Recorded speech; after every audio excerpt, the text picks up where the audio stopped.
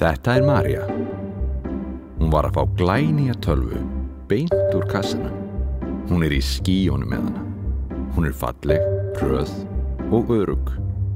Allir draumar hennar Maríu eru nú að rætast í þessari framtíðarvél. María gekk ekki vel síðustu tölvuna sína, sem var sýkt af alls konar vírusum og óþarfa hugbúnaði. María er búin að lofa sjálfu sér að í þetta skipti mun hún fara miklu betur með.